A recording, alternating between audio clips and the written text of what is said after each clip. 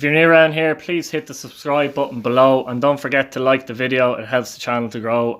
More importantly, please enjoy. Thank you. Welcome to Irish Footy Vlogs, guys, and today I'll be doing the prediction video for the Premier Division ahead of the 2020 season.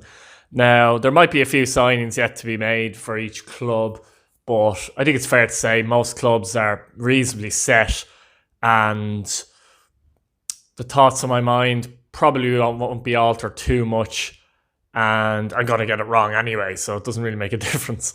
So I'm going to go through each club's. I'm going to start at the bottom and go through each club's ins and outs. Now, 10th I've gone for Finn Harps, and you know, this might look like an easy decision because a lot of people would have went for Finn Harps to finish 10th last season. The issue for me this season is the fact that obviously they finished 9th last season, came through in the playoff. But the issue for me is that, in my opinion, the league is stronger this season. UCD have gone, Shelbourne have come in. I believe that Shelbourne are a stronger side than UCD. Added to the question, have Finn Harps themselves improved this season in terms of what they've brought in and what's left the club? I'm not so sure. Just looking at some of their signings here, Adrian Delap has come in from Derry on loan. He is a promising player, mind you. Ryan Connolly's come in. Daniel Webster from St. Patrick's Athletic. Shane McElhenney, defender from Larne. Carl O'Sullivan from Limerick, midfielder. Kosovar Sadiki, defender from Hibernian. Sean Kelly, defender from Limerick. And Leo Donlan, a midfielder from Maidstone United. The big thing for me is the outs for Finn Harps. They've lost goalkeeper Kieran Gallagher's retired. Peter Burke, Niall Logue released. But the likes of Daniel O'Reilly, who's gone to Shelbourne as well, which is key. He's gone to a rival club. Nathan Boyle, who was their top scorer last season, has left the club. Keith Cohen has left the club, who's a big leader, captain for them. He's gone to Glentoran. Mikey Place has gone to Galway United. Colin Deasy gone to Warrenpoint, and Joshua Smith, Galway. So for me, they've lost some big players when you count, you know, Boyle, Cohen, and Cowan, I should say, and Daniel O'Reilly, particularly O'Reilly gone to a rival.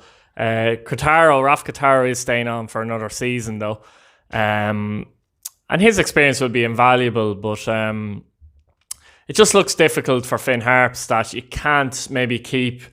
How many times can you keep going to the well would be the question for Finn Harps. I think it's going to be very difficult for them. It's very difficult to see. They've got some young players coming through from the youth squad, and how well they do might be vital to how they do this season. Jamie Brown, young striker as well, is one to watch for. But it's a difficult one for Finn Harps, and it might be seen as the easy thing to say. Finn Harps are going to finish bottom, but you know, this is something I've thought about. Obviously, it's not just on a whim.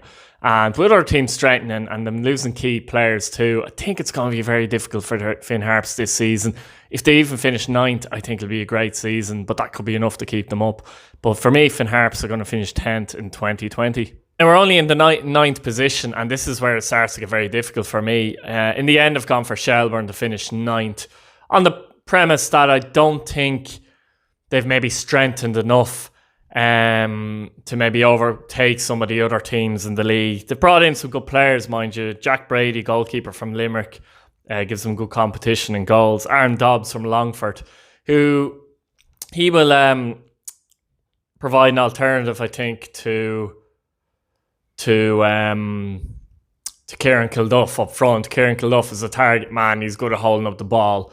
Good in the air. Dobbs likes to run the channels. He's a bit pacier. So at least they have an alternative to Kieran Kilduff. We'll come back to him in a minute, actually. Carl Shepherd has come in from Cork City. It's likely he'll play probably in the right wing or left wing. Be interesting to see how he alternates with some of those young players that have in those attacking positions. He can play up front, of course, too. Daniel O'Reilly, big one from Finn Harps. Good defender, player of the year at Harps last season. Georgie Poynton, midfielder from Waterford, who has had time. You know, he's still only young. He struggled at Pats. Didn't do great at Waterford either, but be interested to see how he does, central midfielder. And Gary Deegan from Cambridge, vastly experienced midfielder. So how Deegan and Poynton does in midfield might well tell a lot, because even though I think Deegan's definitely a good signing, I think Shelbourne might be weaker in that position than the majority of the clubs that I will tip to finish ahead of them this season. On the plus side for Shelbourne, I don't think they've lost any outs that you would say are vital players. Obviously, Dean Delaney has retired, and Conan Byrne was obviously surplus to requirements as well. Darren Noon, James English, Craig Morehouse, Craig Giles, Jack Lydon have all left the club. And of course, Derek Prendergast, who was very important last season. But it'd be difficult for him, I think, in the Premier Division, I think, to be fair. Good player, good experienced player. But maybe for the Premier Division at this stage, it'd be difficult for him. So in that regard, they haven't lost. I do think they've improved their playing staff. There's no doubt about that.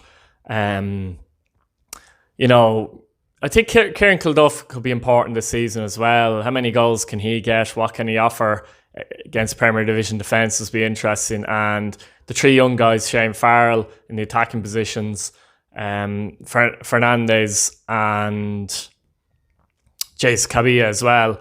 How they click and how they do in the Premier Division will be important as well. I do think Shelbourne will try and adopt the counter-attacking game, try and get guys in midfield who can break up the play, and get these guys going with their pace and trickery in the wide areas in particular. And that's going to be generally, obviously, their game plan this season. It's difficult to know if they're strong enough. Ninth could be fine, because ninth, could keep them up, in fairness, and probably more or less. I'd fancy anyone that did finish ninth this season to probably stay up, actually. So they could finish higher. I do see an argument for Shelbourne finishing higher, I've no doubt about that. But for me, at this minute in time, and with the experience and maybe quality players some of the other clubs have brought in as well, I'll go for Shelbourne to finish ninth. I've gone for Sligo Rovers, and the more the transfers have gone through, the more transfers that have gone through, the more time has gone on, the less confidence I've had in Sligo Rovers, unfortunately. They do have a top manager in Liam Buckley, but I'll just go through some of their ins first. Darren Noon has come in from Shelbourne. Gary Buckley's come in from Cork. Will Seymour, don't know much about him, midfielder, come in from Reno in America. And Timo Peninkangas has come in from Finland, the defender from FC Lahti. Big guy. Big physical guy, tall, strong. But it's difficult to know with Sligo. Have they brought in enough? In terms of leaving the club, the likes of Chris Twardick has joined Bohemians. Romeo Parks, big loss, left the club as well. They've lost the likes of Daryl Forsyth, Sam Ward to Galway. You wouldn't really call them losses, I guess. Jack O'Connor, midfielder to Galway. And Dante Leverock has left the club as well. So when you look at Sligo, it's not just that they've brought in a few players, but they've lost some key players. Romeo Parks, huge loss, top scorer last season, massive loss. You take goals, his quality out of the team, it's going to knock you down a few places you would have thought. There's still time. They could bring in other players, but from relatively speaking, from this moment in time, it just looks like a struggle for them. They're going to rely on Coughlin to try and get the goals, and even do better than last season. It is possible. They do some good players, of the likes of Lewis Bank, obviously Ginnity in goal. So yeah, I mean, it's a difficult one with Sligo. They lost John Mahon as well. You're talking about a good young central defender for 3 or 4 months. He got injured against Athlone, and he's missing now as well. So it just, things look like to be going against Sligo, and they could easily finish 9th in my opinion as well. Why have I gotten for them to finish 8th? I think a little bit of experience. Liam Buckley's know-how in the division. Very tough to beat in Sligo. Then if they are beaten, it's usually by the odd goal as well. So, they still have experienced campaigners like Cawley in there as well. So, they still have some good players, but it's very difficult to see them finishing above that at this minute in time, unfortunately, for Sligo. I know it'll be seen as a disappointment, but somebody has to finish 8th, somebody has to finish 9th, somebody has to finish 10th. So from my point of view, and in my opinion, I think I'll go for Sligo Rovers to finish 8th this season. Now in 7th place I've gone for Cork City, which technically would be seen as a disappointment if you were to go back 2 years ago. But compared to last season, it mightn't be too bad of a position, particularly if they finish a bit away from 8th, 9th and 10th, you know. I was really worried about them, I'd say a month ago, 3 weeks, a month ago.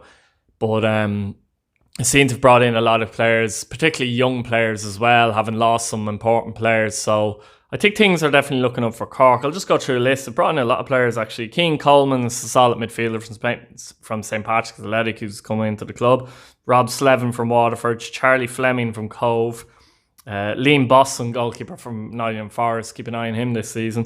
Dylan McGlade from, I was going to say Bray Wanderers, but he left Bray to join Blythe Spartans and returned just as quickly to Cork. On his day, he's very individualistic, good player, but on his day, a match winner. Corey Galvin, midfielder, Waterford.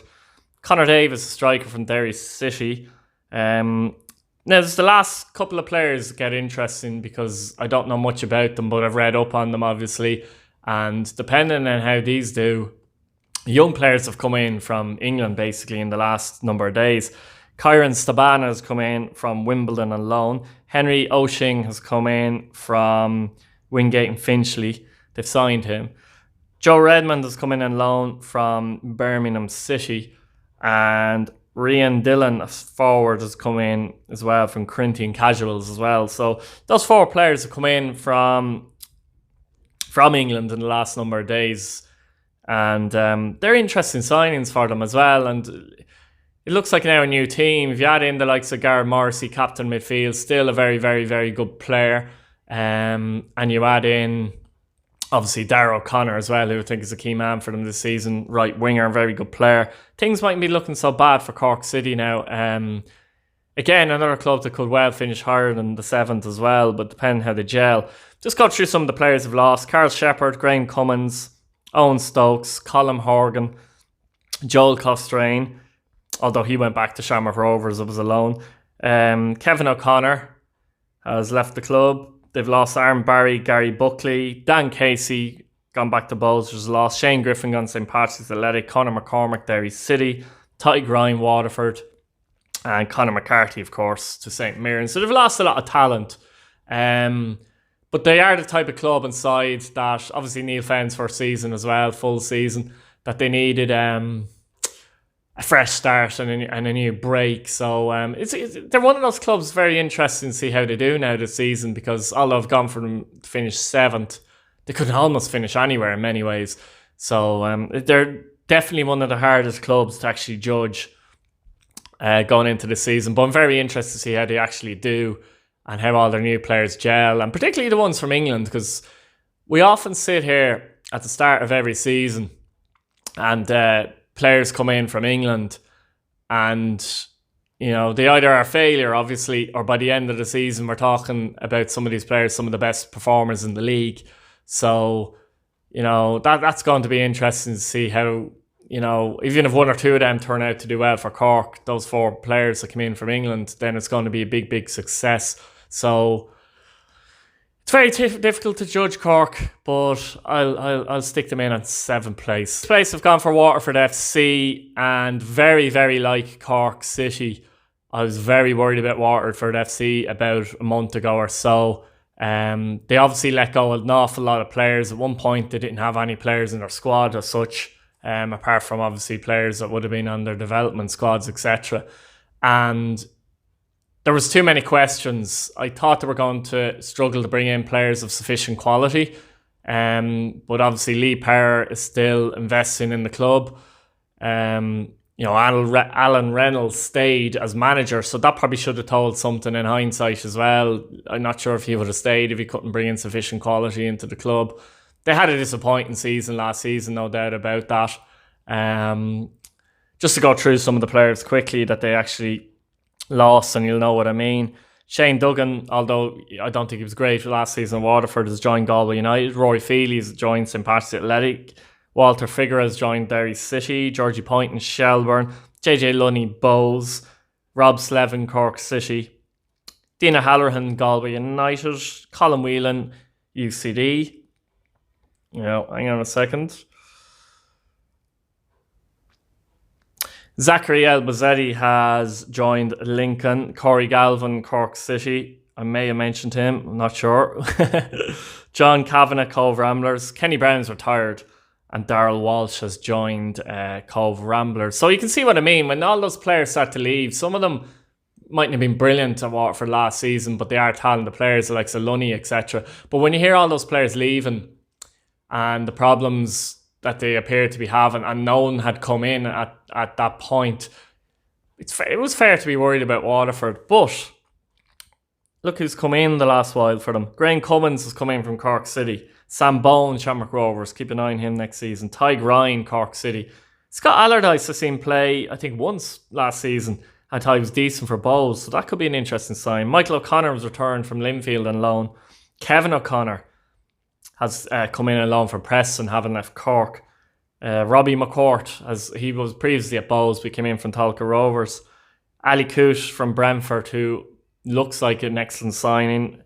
Matty Smith, forward from Dundee, another interesting sign. And Tyreek Wilson from Manchester City has also come in.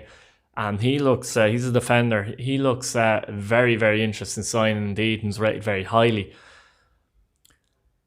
So they've lost a lot of talent, but they brought in a lot of the talent, Waterford, and it's how they mix and how they gel. They did finish, would 6 be considered good or bad for Waterford?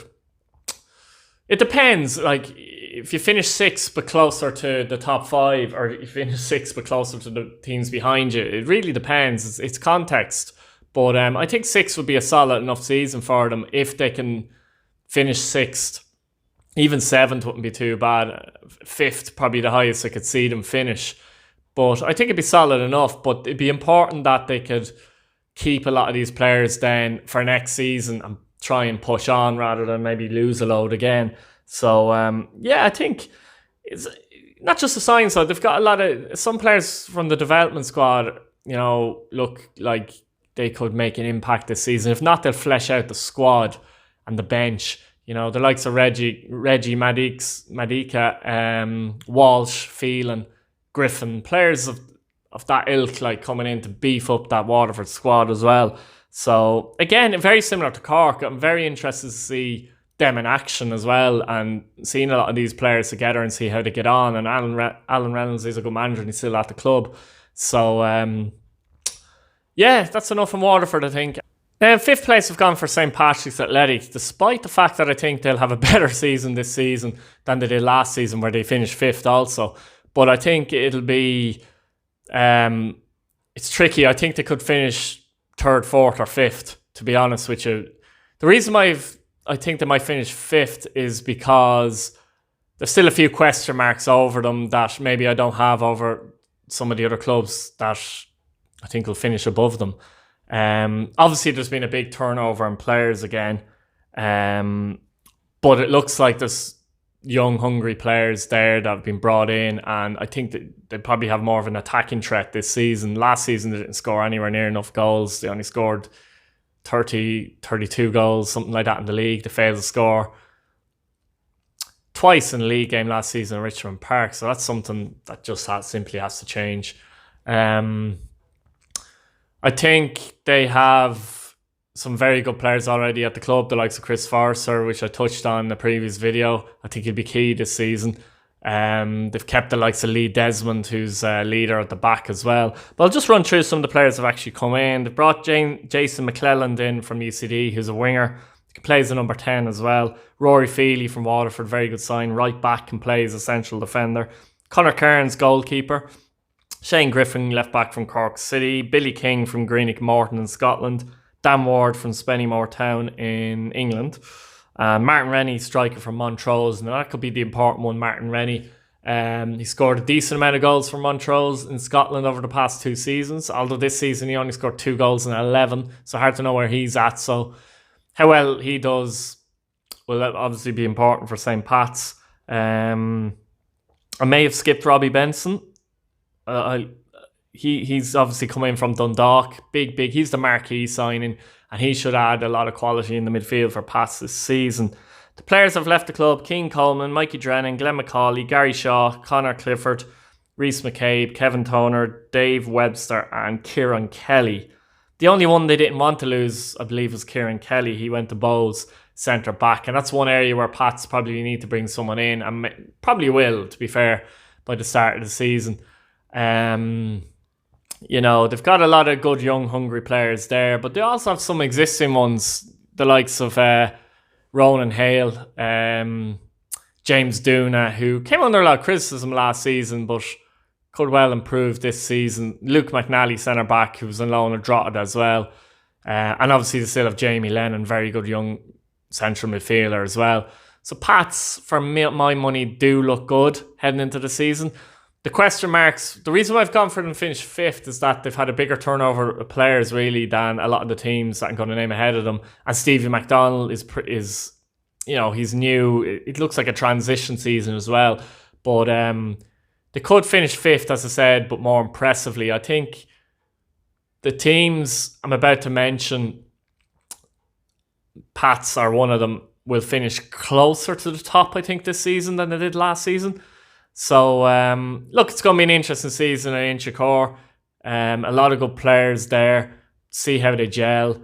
Done well enough in pre-season, but pre-season is a difficult one to assess, really. So, for my money, St. Patrick's Legs will finish 5th. Now, in 4th place, I've gone for Bohemians. This was a very difficult choice as well, because I changed my mind probably 100 times in regards to who's going to finish 3rd and 4th.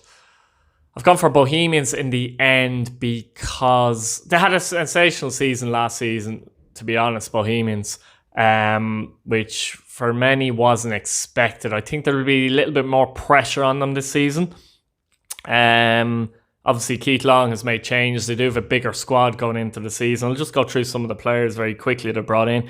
Anthony Breslin's come in, good left back from Longford Town, who replaces Darragh Leahy, who moved to Dundalk. He is a loss, but Breslin's a good player. JJ Lunny's come back from Waterford. Chris Twardick has come in for Sligo. Both players struggle at those clubs, so it'll be interesting to see how they do. Stephen McGuinness has come in, goalkeeper from Campbell, to provide competition to Talbot. Glenn McCauley come in from Pats. He was disappointing at Pats last season.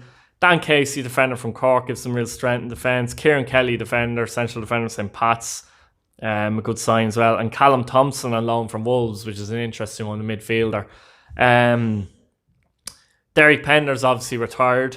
Aaron Barry's moved to Cork City. Brandon Birmingham moved to Drogheda United. Leahy gone. Allardyce gone, as I said. Ryan Swan moved to Warrington. Michael O'Keefe, UCD, and Michael Kelly, Cabinteely. So far, anyway, the one big loss is Darragh Leahy. Pender be a loss in the dressing room, I guess, but we've got young Andy Lyons, who is a very, very talented right back, to come in there, and we'll give them a bit more youthful exuberance, plenty of that. They're a very good side, though. They have a lot of options now as well. You know, up front as well, I think this is a new sign, you could say, as well, with Dinny Corcoran coming back, and he's been doing well in pre-season by all accounts. So that is a huge plus to them as well. And there is a serious argument to be made that they will finish 3rd, there's no doubt about that, and push. But Andre Wright, I think, is a little underrated. He might do better in a 2, that's the only thing with Wright, but he's well capable of scoring goals as well. You've got the likes of Daniel Mandreo, obviously in his 2nd season at the club, still there. Danny Grant, an excellent player. And you have a host of young players like, I name lines there, coming up through the youths and that, like Tierney and Devoy, and players like that can catch on this season, and will certainly give them something coming from the bench and starting in games when required. The one area I think I don't know if lacking is the word, but where maybe they're not as strong as some of the teams around them, in my view, is the central midfield. Levingston is a good player. They've obviously got Buckley and players like that in there as well. Excuse me. And Lunny has come back to the club as well. But I just think some of the other clubs in and around them might be a bit stronger in that department. That could be an important issue, I think, for them. That could see other clubs maybe have an upper hand on them. Bows definitely have one of the best wingers in the league, and probably the best number 10 in the league as well. So there's all this to consider as well. But all in all, I think Bows might finish 4th, weirdly, I think they might finish fourth, but yet they'll finish closer to the top when it comes to points. And because I do think they'll be stronger, Derry will be stronger, who I'm going to get on to next, and St. Patrick's League will be stronger. And they were last season. So Derry City come in at third place for me. I think they had a really good season last season, finished very close to Bohemians. Declan Devine is in a second season at the club. And I just see them possibly kicking on this season. Yeah, they have lost some players, some good players. For example, Barry McNamee is gone. Craig Sloggett has gone to Dundalk as well. So they've lost Junior, who was the top scorer last season. He's gone back on loan. And they've also lost David Parkhouse, who scored 11 goals in the league, and he's gone as well. And you look at that and you say, how can Derry do so well in the league this season with that type of player gone? But you see, they brought in the likes of Walter Figueroa, who's a very, very good player, can play on the wing or number 10. Very, very good player. They brought in the likes of Stephen Mallon from Sheffield United on loan as well. Parkhouse was on loan at Sheffield United. He's on loan from Sheffield United. He's a player, Stephen Mallon, that can play left wing or right wing. Very, very direct, very good winger. Haven't seen him in pre-season, and he's had a good pre-season as well. So he comes in to replace those players. They've got Jamie McDonough out wide as well, and he played a lot of games right back last season, but he really is a right winger. And if you have those three, Mallon, Figueroa and McDonough, I think that's a very, very strong front line. They've also brought in a striker, Tim Nielsen from Norway. He scored 26 goals and 46 appearances for his club in the Norwegian second division last season. And I think he's done well enough in pre-season as well. So if he can come in and add goals, and I trust Declan Devine there as well, I just sense he might do very well. That's a very, very good front four. Add to the fact that in midfield, you've got the likes of obviously Kieran Harkin, excellent footballer, good balance, all round very good. He's good at tackling, can control the game, good through balls, good passer, and holds that middle very, very well. Like so Conor McCormack has returned from Cork City, and Devine will get the best out of him, I'm pretty sure. Connor Clifford from Pats as well, who struggled at Pats for long periods, to be fair, but he's been added to the squad. They've also brought in Danny Lupano on loan from Hull City, a defender. And Musa Bakayoko, forward, who's come in from FC Chirac. So he's added to the squad there as well. They already have players like Coyle and Toll, who are very, very good defenders, Gilchrist in that team. So for me, Derry, they look very good, and I do think they can finish third. Now, the question is their squad strong enough to compare to, say, a Bohemians? There is an argument to be made there, to be fair, but I just think that the top five as well, I don't see the top five being literally the exact same as it was last season, the exact same order. So there's going to be some kind of a mix there.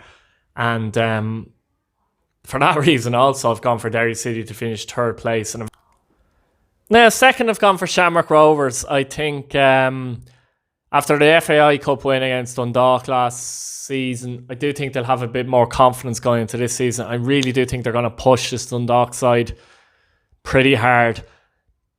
I just think they'll fall short, though, based on the fact that I think Dundalk in certain areas are stronger when it comes to their squad. But on to that in a minute. With Shamrock Rovers, they've brought in a couple of players. Liam Scales come in from UCD, and Reece Marshall has come in from Glenavon. I think they've done the right thing there. They might still bring in someone else, but to keep the squad pretty much as it was and make a few little adjustments, subtle changes is the best thing to do. Up front, obviously Aaron Green is the man. He scored a lot of goals from last season's top scorer, but they have Dean Williams as well, who's a young player coming through the ranks there, and he could be one to watch this season. They were looking at another guy, I think his name's Longbottom, on trial from Doncaster, so he could come in there too. It's going to be a big season for some of their younger players as well. I think Neil Farrugia is really going to kick on this season, give them serious options out wide. McAniff, we all know how good McAniff is. Very, very strong in the centre midfield. They've kept Jack Byrne, crucially. That's a crucial thing that they've done there. The likes of Dylan Watts, Bulger, etc., O'Neill, they've got plenty of options as that centre midfield zone. They've got the best defender in the league, in my opinion, in League Grace. And I do think their back line overall is stronger than Dundalk's, in my opinion. So, yeah, Rovers have the squad. They have the players. What are they lacking? Maybe just that added punch up front, I think. They've got good players up front, but maybe not quite good enough. I think that's just what they lack. But Bradley be looking to kick on this season and really push. I do think they will push stronger. Graham Burke obviously missed a lot of games last season as well. So he does give them an added presence behind the striker as well and can score goals. So from Rovers' point of view, it might come to the point where shared a load of goals could be key for them. I do think they're stronger, as I said, at the back than Dundalk. Whether they can keep Jack Byrne or not past the summer window is going to be something that it's going to be interesting, because if they lose him at that point, it might be very, very difficult. If they're close, they could make a signing as well that could prove to be crucial. So I think they'll push hard, and any lapses from Dundalk this season I think will be taken advantage of by Shamrock Rovers. But I just think they'll fall short. So for me, Rovers just to finish second again. No surprises as to who is number one, and that's Dundalk. It's very hard to see past Dundalk. They've only brought in a few players as well, but they tend to bring in players that either make the squad very strong, keep up that hunger element, or players that will actually get in the team. Greg Salger has come in from Derry City. He's a very, very good player, kind of a strong physical midfield player. Will Patchin from Notts County is an interesting one. Darry Leahy from Bowes. They have Leahy and they have Massey at left back, which is, Cammy Smith, a forward's come in along from Dundee United in the last few days. Very, very interesting sign. He's actually played games for Dundee United in 2019.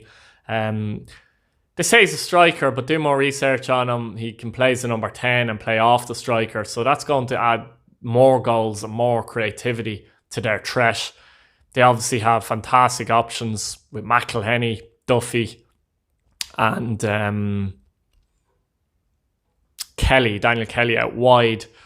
But the key for me for Dundalk is obviously they've got the squad, but up front, to have Hooban and Georgie Kelly, it's hard to see past that when you compare it to Rovers.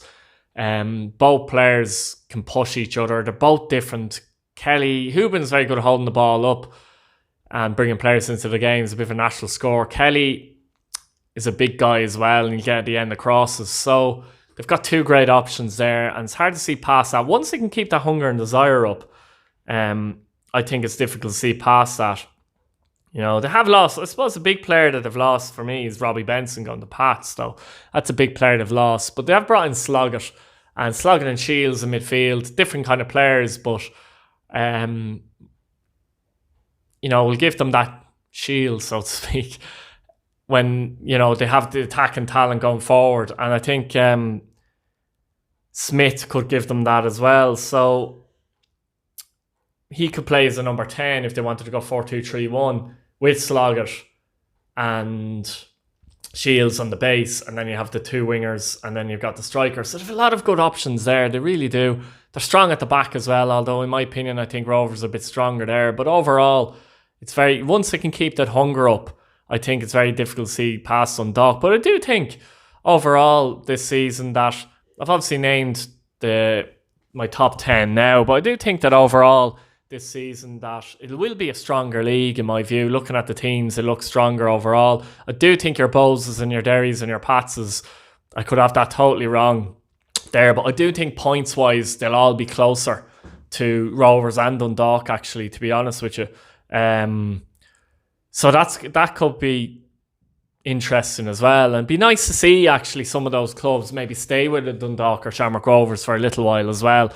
And Waterford or Cork could surprisingly get in that mix as well. You know what I mean? So definitely a very interesting season ahead. I look back this the end of the season. If I get 3 or 4 of them right, I'll be happy, because it's very hard to predict, to be fair. What would your predictions be? Do you think your club will do better than I suggested, or maybe do worse than I suggested as well? And that's about it, guys. So, yeah, enjoyed making this video. It's going to be an interesting season ahead. Really looking forward to it now. And that's it for now. So see you later and good luck.